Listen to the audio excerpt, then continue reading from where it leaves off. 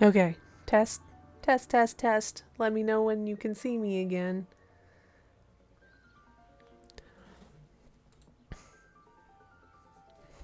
Should be back. Okay, good. Let me know. Also, I didn't realize that the desktop audio was turned off for that whole time. Oops.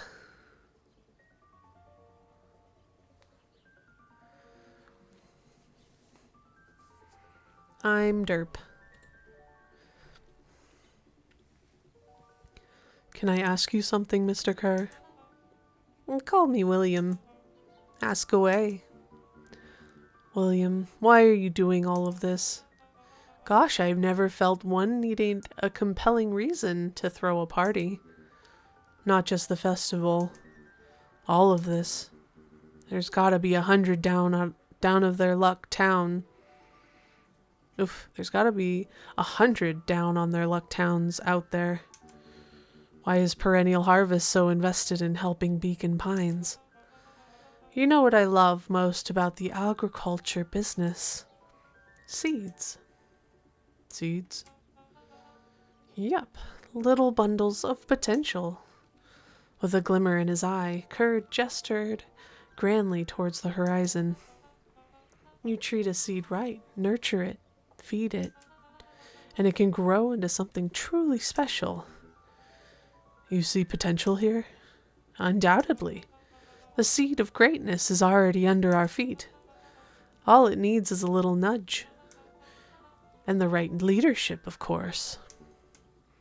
Oh. Good night, Mr. Mayor Valentine.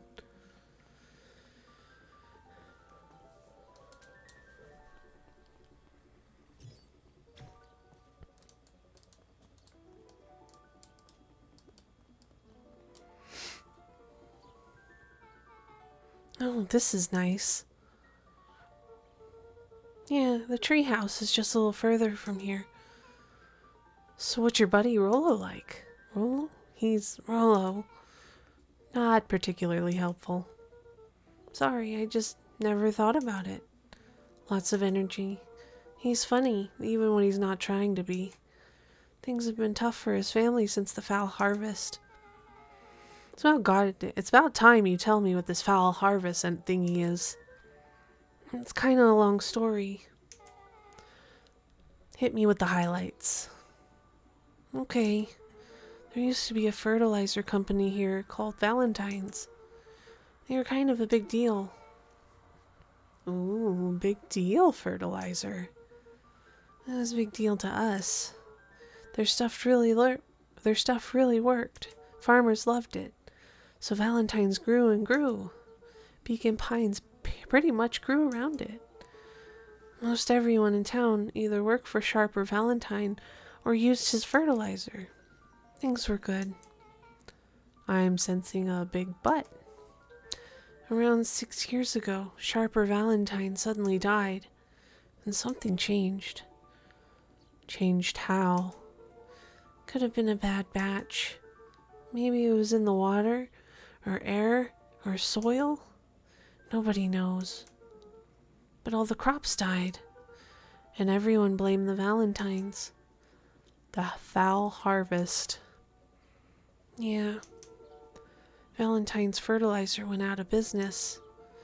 Half the town lost their jobs. Sheesh. The next year, the crops came back, but something was different.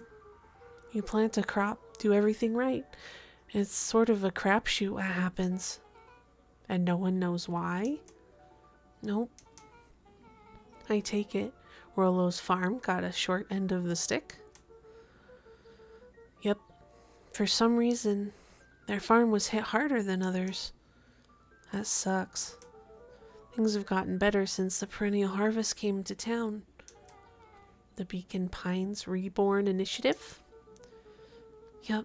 First thing they did was give the town a deep scrub. They even put us in hotels one town over for a week while they decontaminated the groundwater. We'd better get going.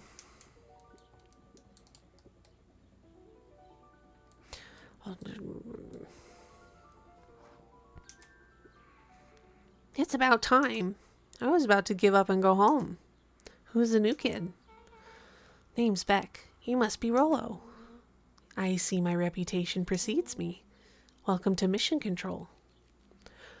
Rollo waggled his head with pride. You'll find we spared no expense in construction.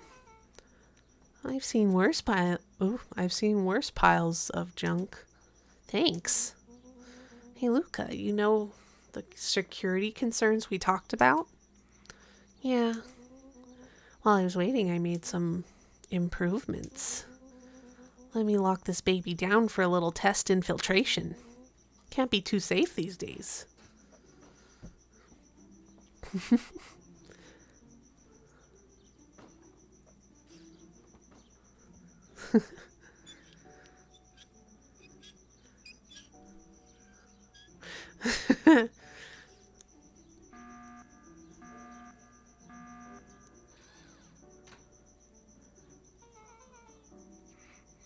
He goes all out, doesn't he? Always.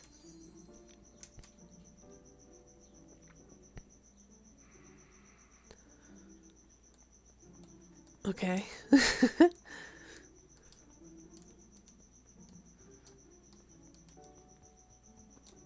I supposed to use that here?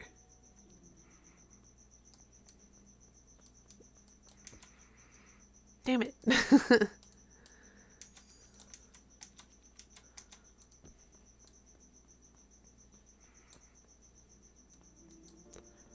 I want so badly to do more fishing.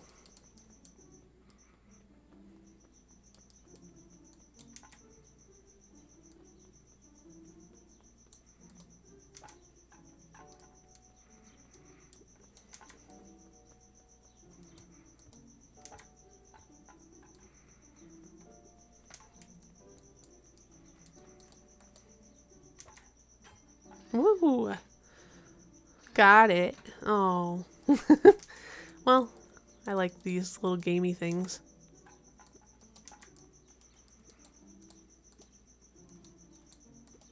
No. Stop it. Ugh. I guess I could just be closer.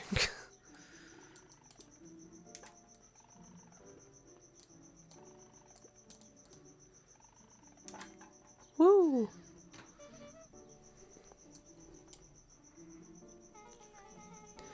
Where did you guys get all this junk in the first place? There's a guy in town named Jeff that trades us junk for snacks. Junk food for junk. Nice.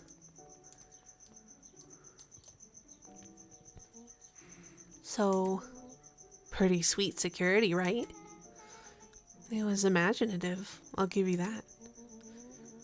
Luca, are we sure you can trust this new recruit?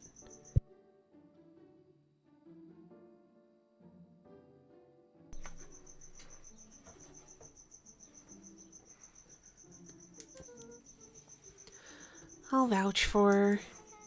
Thanks, I guess. Oh, Luca, you promised to fill me in about the Valentine warehouse. Luca sucked in a long breath. So like I said, there was someone there. What were they doing? I don't know, but the place was lit up and active. Maybe they were squatters? I don't think so. It seemed organized. When the man pulled me in, I saw some sort of equipment running. A man pulled you in? Yeah, but I got away. You keep saying it was a man. They were wearing a mask, right? Yeah. And it could have been a woman. How did you get away? I grabbed a rock or something and broke their mask. They let go and I ran. Dang. That's intense. No wonder you freaked out when you saw your grandma. Yeah, that's the other part. On our way here, Beck and I saw Eris Valentine meeting with Gran, wearing the same sort of hazmat suit. Rollo let out a low whistle. And they weren't there for idle chit-chat. It was a proper clandestine meetup. So let me get this straight. There's an operation in full swing at the Valentine warehouse. You were almost abducted by a strange man or woman in a protective suit. And then you saw your gran in the same suit talking to Eris Valentine? Pretty much. I'm beginning to think this town is kind of awesome. Rollo and Luca shot Beck a look. No offense. And so, we can logically conclude. Aliens or alien zombies have infiltrated the town. And their leader is your gran, and she tried to murder you. First of all, and for the last time, there is no aliens. Second, it couldn't have been Gran at the warehouse. I broke that person's mask to get away. The mask Gran was wearing wasn't damaged. But she's definitely hiding something. Maybe. Your Gran is weird, but she might be the most boring person in the universe. All she does is sit around all day making jam. What could she possibly have to hide? I don't know. We haven't talked much since she moved in. Moved in? Your Gran isn't from here? No, she came a few months back to take care of me after his mom went missing. Did you know your Gran before? Not really, no. It'd been years since I'd seen her. Luca, don't take this the wrong way, but are you sure your Gran is on the up and up? Luca gazed out the window. I'm just saying. It sounds like strange stuff has been happening since she showed up. We can say the same thing about your family. But you're right. Luca, your Gran is hiding something. And Pa always says, folks only bury stuff worth digging up. We need to investigate your house. If my Gran is really hiding something, don't you think I would have noticed by now? That's kind of the whole point of hiding something. I guess you're right. Gran's been leaving the house for hours at a time this week. I'll call you two tomorrow when the coast is clear. We can start getting to the bottom of this. I'm always game for a good snoop. You can count me in.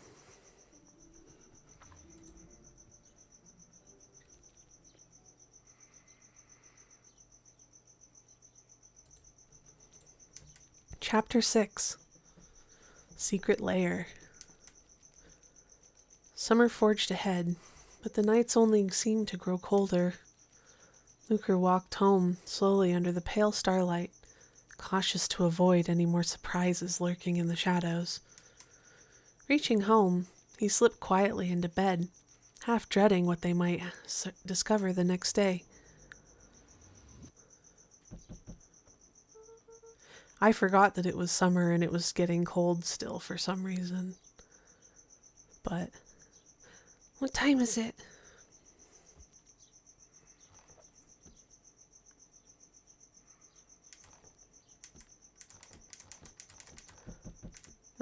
Okay. Coming.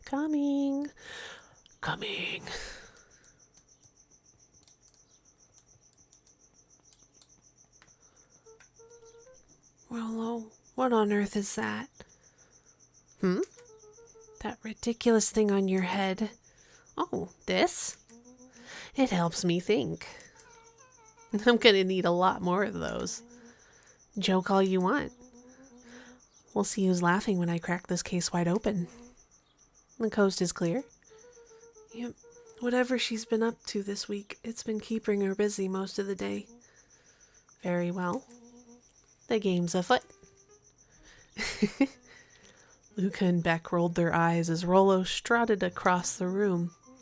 If I were Gran, where would I hide my deepest, darkest secrets? Perhaps where you might least expect it. Rollo flung open the cabinet with confidence. Aha! He coughed as a veil of dust hit his face. I think it's safe to assume. Anything that does to you isn't what we're looking for. Or maybe that's what she wants you to think. Then again, any good detective knows not to trust their first hunch. First hunches are for suckers.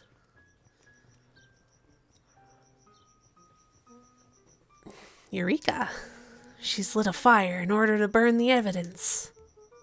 She keeps that fire going every day, Rollo. Drat, it may already be too late. Just think of the mounds of documents lost to ash. Okay, I'm gonna stop you right there. Can we just think for a moment? Luca, is there anywhere Gran doesn't want you to go? Yeah, the closet upstairs. So maybe it stands to reason that we should check there first? No dice. It's locked. Well, well, well. Look who stands to reason now. And I have no idea where the key is.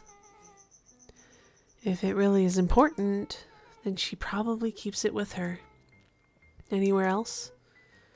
She has her berry bushes. Who has ever thought, I'm going to take this important thing and huck it in a bush? True. Anything else? Maybe something out of the ordinary? Well, she's always worried I'll break her fancy dishware in the kitchen. But it doesn't matter anyway. I can't reach the latch. A look of realization crept onto Luca's face. All three kids snapped to glance at each other, then sprinted in turn toward the kitchen.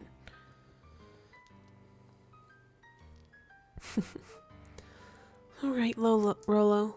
This is your time to shine. Ah, yes. You've called upon my expert detective skills. And now I shall proceed with... Before he could finish, Luca scrambled up Rollo's back. Hey, this is my idea of detective work.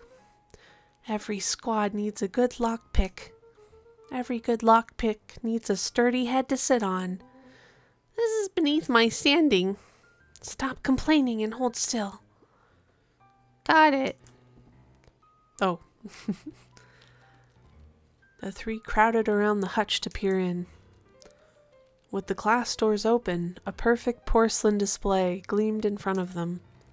Their eyes searched for anything amiss, but the only distinct feature was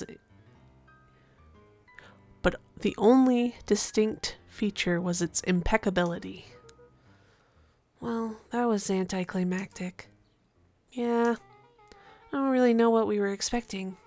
Like, oh hey, let me just yank on this random teacup, and as Beck pulled on one of the teacups, it slanted forward with a hollow click. The entire hutch began to rustle and slide under its own power. Seems your Gran has been doing some remodeling. Dude, only 2 types of people have secret layers. Evil masterminds and superheroes. So which one do we think she is? We're about to find out. Gosh, Gran. Okay, so more of an unhinged conspiracist vibe? Oh, wow. Yeah, this cannot be good. We need to look around before jumping to conclusions. Okay, I'm going to take a short break to pester my partner about food. I'm starving, so I will be right back.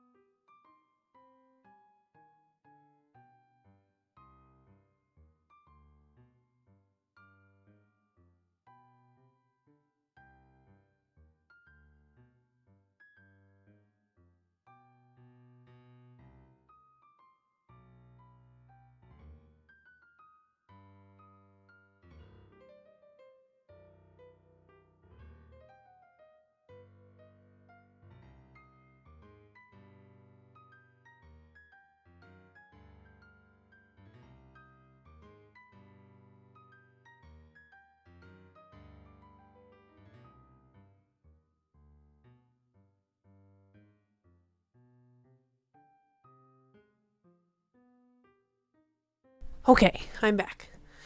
Woo!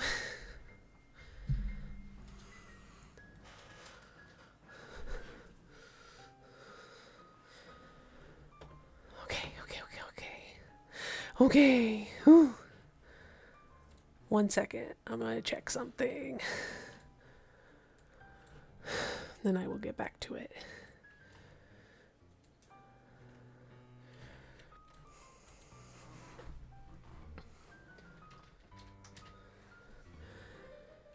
Whew. Tired.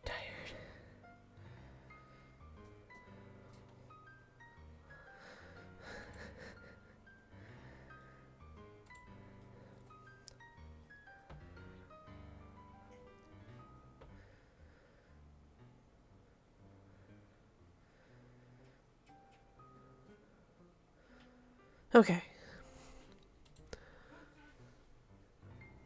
What was that?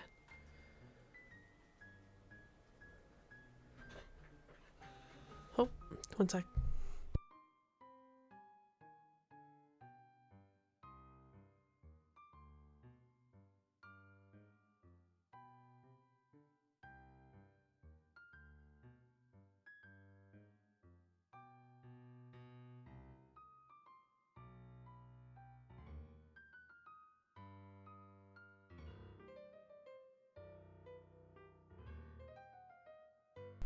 Okay.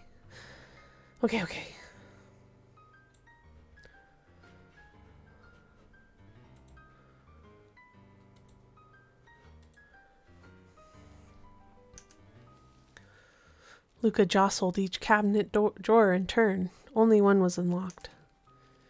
He fingered through the filing cabinet, pausing at a bulging folder labeled Walter. For a long moment, he just stared at it. What do you got there? It's my dad.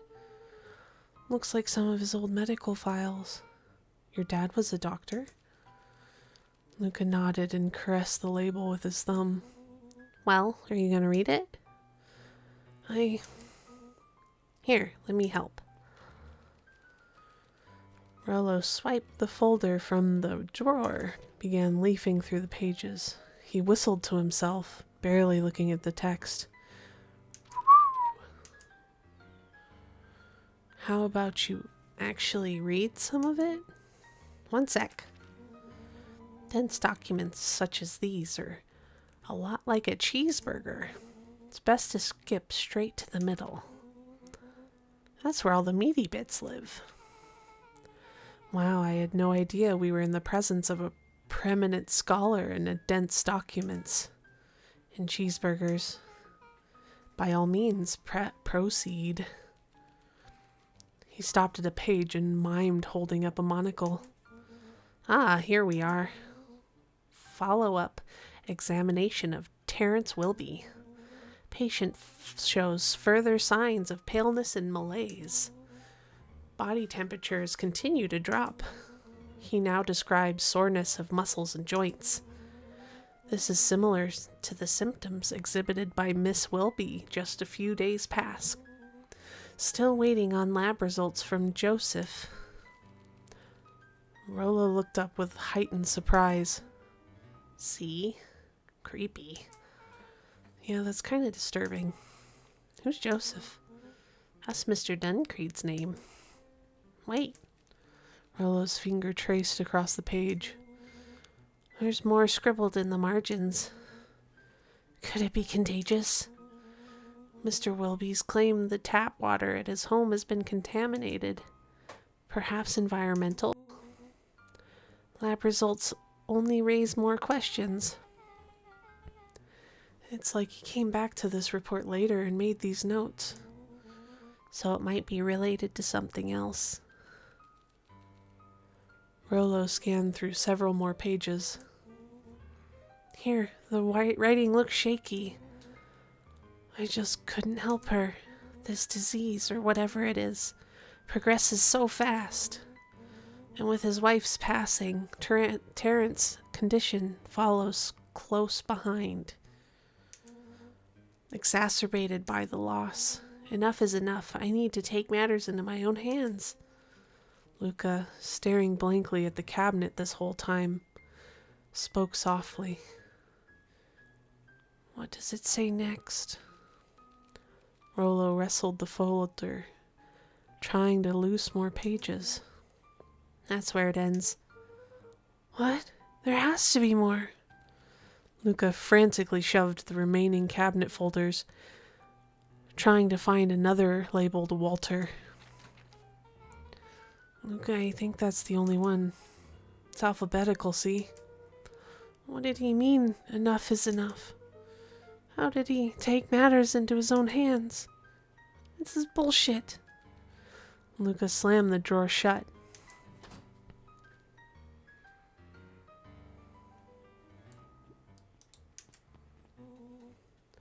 What do we have here?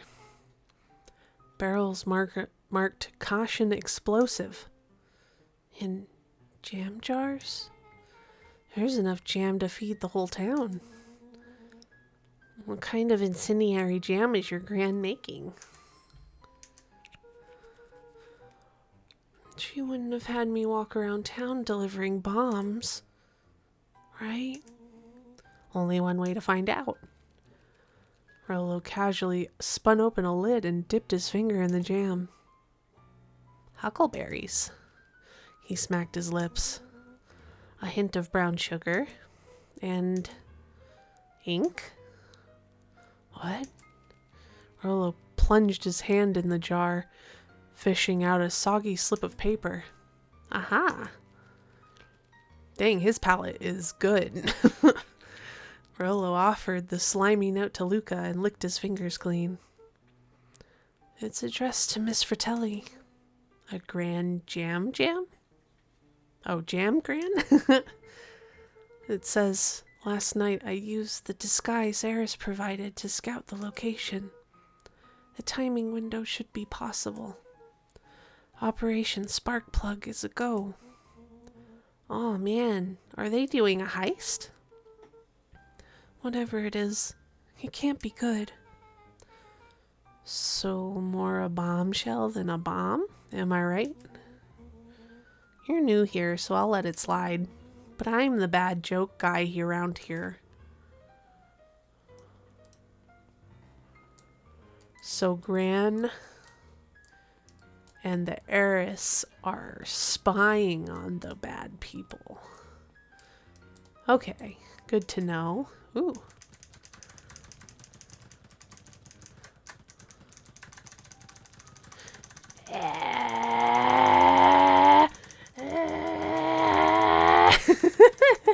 Okay, I'm done. Was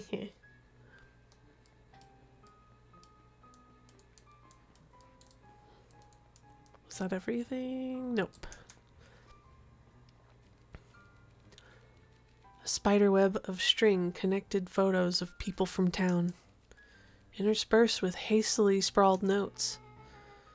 Well, she sure kept herself busy.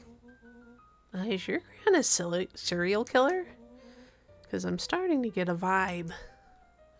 Don't be ridiculous. Sure, she's just tracking the movements of everyone in town. Out of the kindness of her heart. She put little symbols by them. Yeah, Mr. Nuncreed has a check mark. The Clippards are all inside a big circle.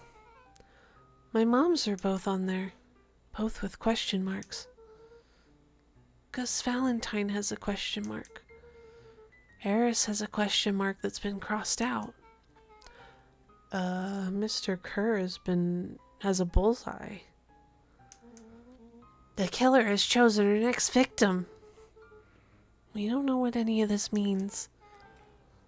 Whatever it means, it's probably not good.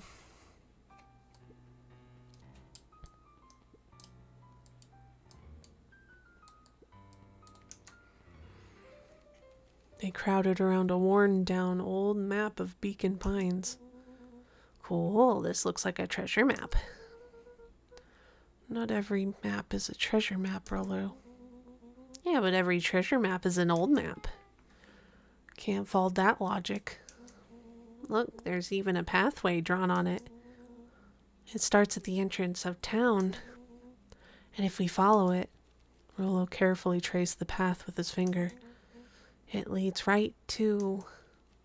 He jabbed down at the end point. Town Square? That's a fountain. That's a fountain in the middle of town. What a weird place to hide treasure. Rollo, that doesn't look like treasure to me. The end of the path of the map has the same signal as these explosives over there. So it's not hiding treasure. A real bummer. Rollo, what's the thing you've been excited about for the past month? The festival. Oh, did you just say gulp? This feels like a gulp kind of situation. Everyone will be gathered near the center of town. She's gonna blow up the festival. Not if we stop her. What was that? Luca looked up from the map. What was that? Oh, I heard it too. It was the front door. Which means someone just shut the door. Which means someone's upstairs. Shh.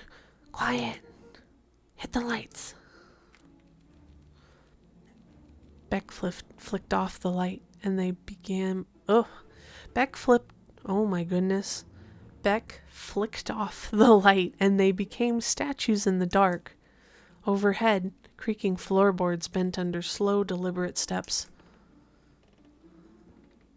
I really do like the sound design in this game. It's so good. The kids looked up, the tilt of their necks following each footfall.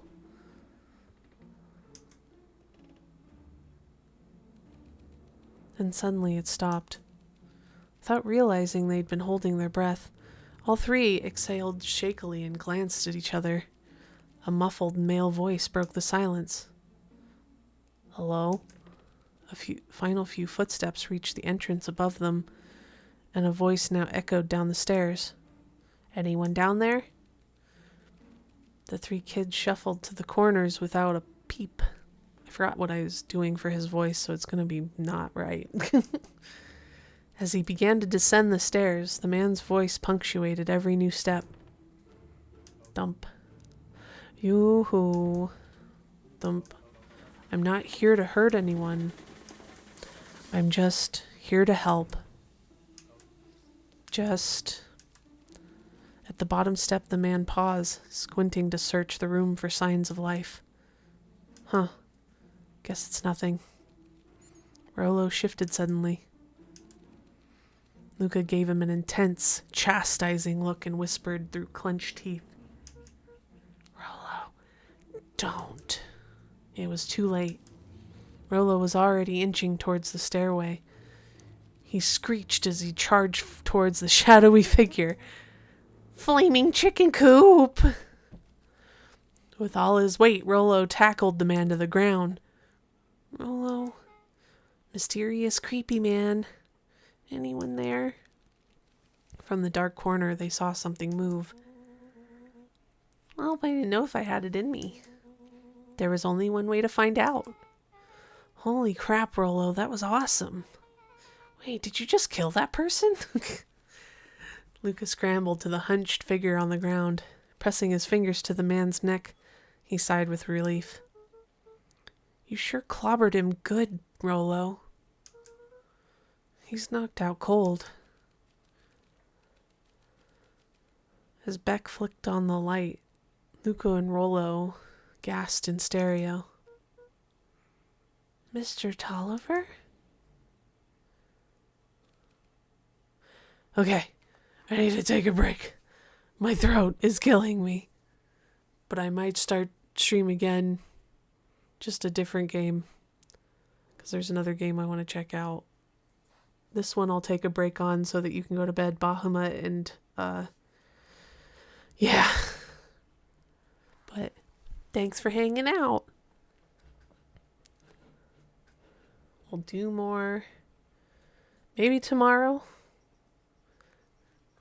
We'll see. I have to decide if I want to do this or forget what else I have to do tomorrow. I have a lot to do. Ugh, my brain. I'm dying. I'm so tired. Okay. See if there's anyone I can raid.